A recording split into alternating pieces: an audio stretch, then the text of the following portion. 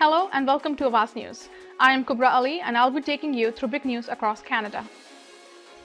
3 children who died following a suspected impaired driving crash on Highway 401 in Etobicoke early Sunday morning have now been identified by a family member.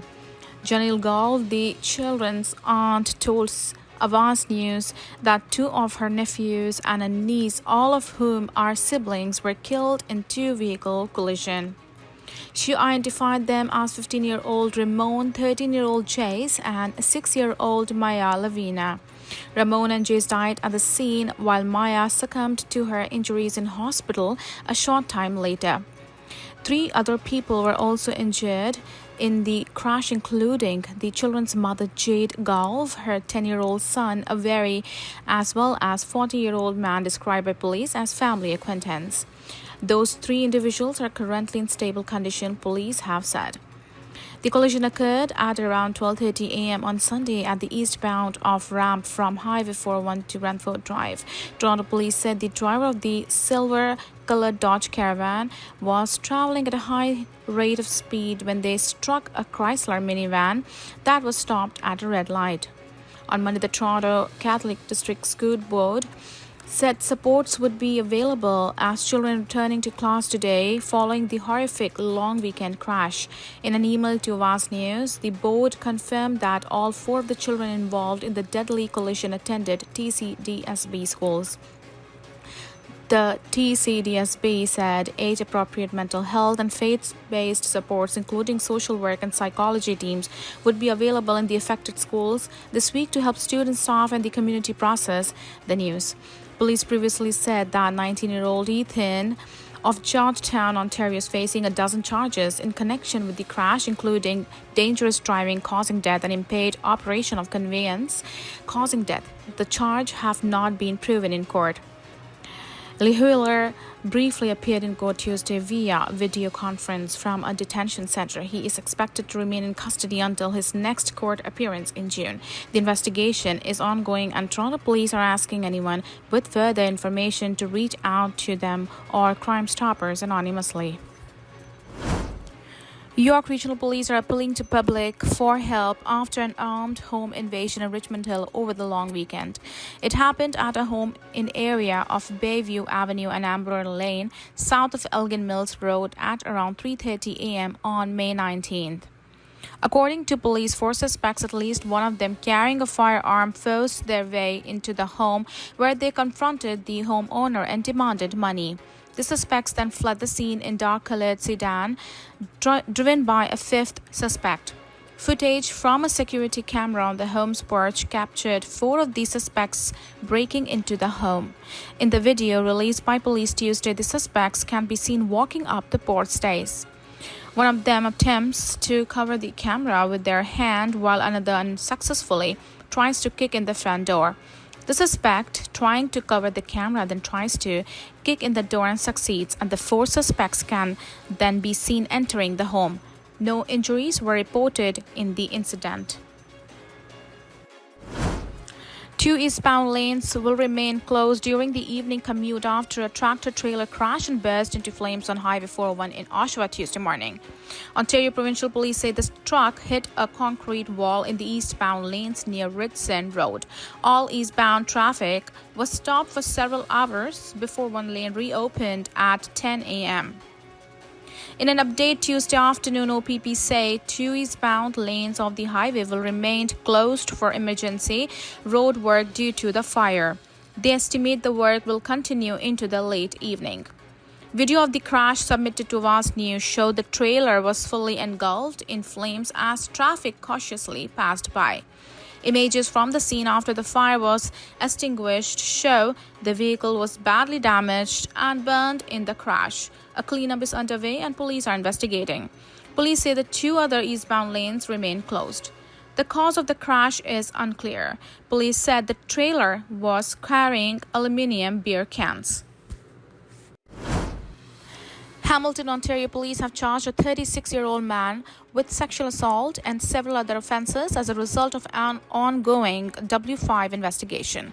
Hamilton police arrested Brian Hayward on May 16. Hayward is also charged with assault with a weapon administering a noxious substance, distribution of intimate images, and voyeurism.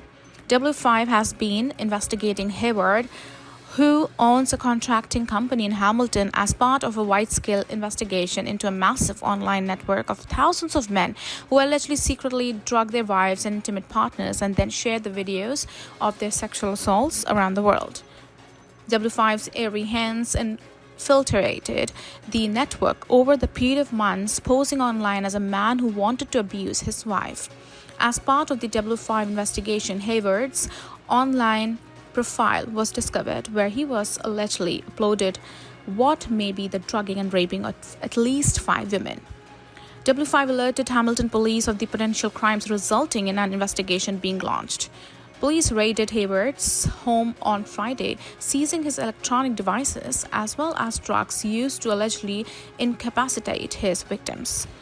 Police are analyzing the electronics now to determine how many other alleged victims there may be and to identify other women in the videos that were posted online. According to the Hamilton Police press release, Hayward may have contacted his victims through online dating sites. Police also believe there may be additional victims, including those who may not realize they have been abused.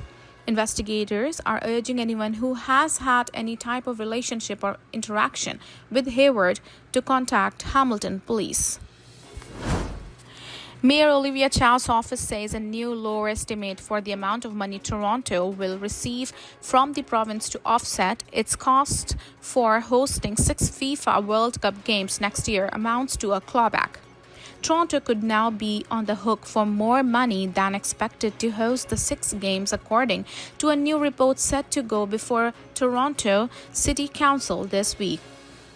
Earlier this month, Chow's executive committee asked Sharon Bulletin, the executive director for the FIFA World Cup 2026 Toronto Secretariat, to report directly to City Council on the status of intergovernmental funding related to hosting 6 of the games. The estimated cost of holding 6 FIFA matches in the city is $380 million. While the city was hoping that much of the provincial contribution would be in the form of cash to offset tournament expenses, the $97 million also includes services being provided by the province, such as policing, transportation, and health care. In a statement, a spokesperson for Ontario's Minister of Sport, Neil Lunston, said that the Ford's government investment of $97 million to support hosting the 2026 FIFA World Cup in Toronto remains unchanged. The cost of some of those provincially provided services, however, are substantially higher than budgeted, a report from Bulletin says. In some cases, the provincial services are completely unbudgeted so far, the report states. The latest estimate for provincial services, which are still being negotiated, pegs those costs at around $39 million, leaving less cash than expected to offset city expenses. The estimated provincial costs include $15 million from the Ministry of Health for paramedics and surge capacity, $2.5 million from the Ministry of Sport for project management and staffing, $6.6 million from the Ministry of Transportation for additional transit, free transit for volunteers and additional security for highways, and $14 million for Ontario Provincial Police costs. The estimate does not include the full cost of provincial services that would be needed in the case of any emergency incidents arising out of the games. Closures on the Don Valley Parkway this week could cause headaches for early morning commuters and late night drivers. Starting tonight at 11 p.m., the northbound lanes of the Toronto Highway will be reduced to 1 lane at Gerrard Street before they reopen at 5 a.m. the following morning. The nightly lane closures extend until Friday as crews complete painting work as part of the Gerrard Street East Bridge. The Dundas Street and Queen Street on Rams, top the DVP, will also be closed during that time. In addition to the job at the Gerrard Street Bridge, crews will also be at Eastern Adelaide Bridges, completing rehabilitation work on Tuesday, Wednesday, and Thursday. The southbound DVP off-ramp to Richmond Hill will be closed tonight from 11 p.m. to 5 a.m. southbound. Traffic between Dundas Street and south of Eastern Avenue will also be reduced to 2 lanes. On Wednesday from 11 p.m. to 5 a.m., the northbound DVP on Ram from Eastern Avenue will be closed and southbound lanes on the highway will be reduced to 2 between Dundas and Eastern. Northbound lanes will also be reduced to 2 between Eastern and Queen. Thursday night will see closures during the same time at the northbound DVP on Ram from Eastern. The northbound DVP lanes from Eastern and Queen will also be reduced. A man was hit by a car while crossing a street in Toronto's East End. It happened near Queen Street and Jones Avenue in the city's Leslieville neighborhood shortly before midnight on Monday.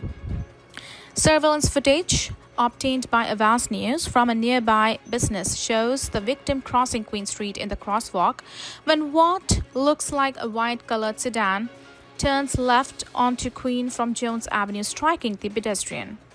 Toronto police say the vehicle that struck the man did not remain on the scene. No description of the suspect's vehicle or the driver has been provided by police, but investigators are urging the person responsible to turn themselves. This is such a horrible thing to have happened, and for you to drive away from somebody who has sustained horrible injuries, we would ask that you turn yourself in, Constable Cindy Chung told Awaz News. The pedestrian, who police said is a 34-year-old man, was taken to a trauma center with critical injuries. Investigators are asking anyone with dash camera video of the area from the time of the collision to contact police. Thank you for tuning in. I'm Kubra Ali. I'll see you back tomorrow, same time, same channel. Have a good night.